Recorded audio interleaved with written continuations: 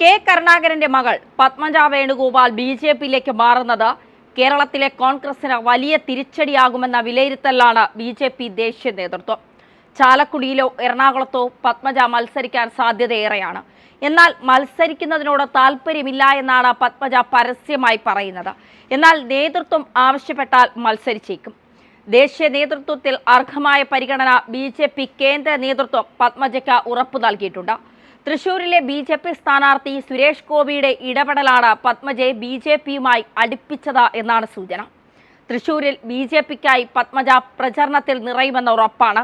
കഴിഞ്ഞ നിയമസഭാ തെരഞ്ഞെടുപ്പിൽ കോൺഗ്രസിനായി തൃശൂരിൽ മത്സരിച്ചത് പത്മജയാണ്. സുരേഷ് ഗോപിയായിരുന്നു അപ്പോൾ ബി.ജെ.പി സ്ഥാനാർത്ഥി. അന്ന് തൃശൂരിൽ ജയിച്ചത് CPI-യും. കേരളത്തിലെ കോൺഗ്രസ് ഗ്രൂപ്പ് സമവാക്യത്തിൽ നിർണായകമാണ് I ഗ്രൂപ്പ്.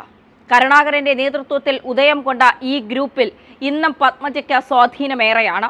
അതുകൊണ്ട് തന്നെ ആരെല്ലാം പത്മജയ്ക്കൊപ്പം ബി.ജെ.പിയിലേക്ക് കോൺഗ്രസിൽ നിന്ന് എത്തുമെന്ന ചോദ്യവും പ്രസക്തമാണ്. തിരുവനന്തപുരത്ത് കരുണാകരനൊപ്പം ചേർന്ന് നിന്ന ചില നേതാക്കൾ നേതൃത്വവുമായി തെറ്റി നിൽക്കുകയാണ്. ഇതെല്ലാം ബി.ജെ.പി നീക്കത്തിന്റെ ഭാഗമാണോ എന്ന സംശയം കോൺഗ്രസ് നേതൃത്വത്തിനുമുണ്ട്. അതിശക്തമായ മത്സരം നടക്കുന്ന മണ്ഡലമാണ് വടകര. അവിടെ കരുണാകരന്റെ മകൻ K മുരളീധരനാണ് കോൺഗ്രസ് സ്ഥാനാർത്ഥി. CPM K ശൈലജയെ നിർത്തി വടകരയിൽ പോരാട്ടം കടുപ്പിക്കുന്നു.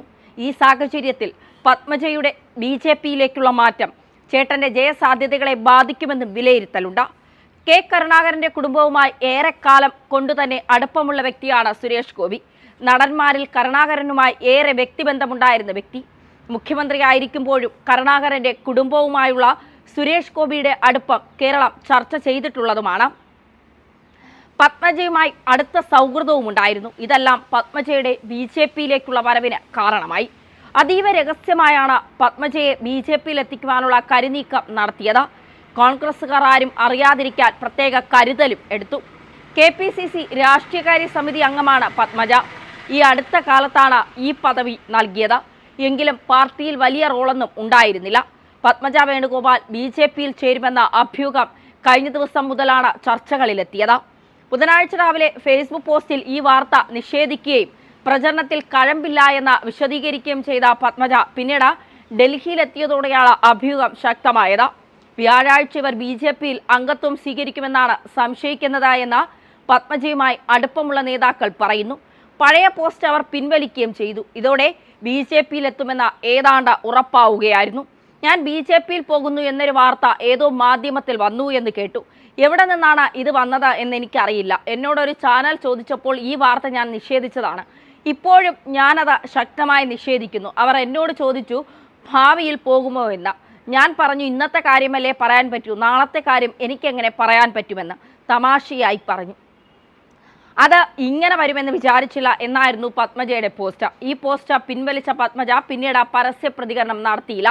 എന്നാൽ ബി.ജെ.പി ദേശീയ നേതൃത്വവുമായി പത്മജ ചർച്ച ചെയ്തുവെന്നും എല്ലാ തീരുമാനമായെന്നും സ്ഥിരീകരിച്ചിട്ടുണ്ട്. കഴിഞ്ഞ നിയമസഭാ തെരഞ്ഞെടുപ്പിൽ തൃശൂരിൽ തോറ്റ പത്മജ പാർട്ടി നേതൃത്വവുമായി അടുപ്പത്തിൽ ആയിരുന്നില്ല. പത്മജ വേണുഗോപാൽ തന്റെ ഫേസ്ബുക്ക് ബയോയും മാറ്റിയിരുന്നു. ഇന്ത്യൻ പൊളിറ്റീഷ്യൻ ഫ്രം കേരള എന്നാണ് പത്മജ ഫേസ്ബുക്ക് ബയോ മാറ്റിയത്. കോൺഗ്രസ് സ്ഥാനാർത്ഥിയെ 2004 മുകുന്ദപുരത്ത് നിന്നും ലോക്സഭയിലേക്കും തൃശൂരിൽ നിന്ന് 2021 നിയമസഭയിലേക്ക് മത്സരിച്ച പത്മജ വേണുഗോപാൽ പരാജയപ്പെട്ടിരുന്നു. AK ആന്റണിയുടെ മകനായ അനിൽ ആന്റണിക്ക് പിന്നാലെ K കരുണാകരന്റെ മകളും ബി.ജെ.പി പാളയത്തിലേക്ക് പോകുന്നതിന്റെ ഞെട്ടലിലാണ് കോൺഗ്രസ് നേതൃത്വം.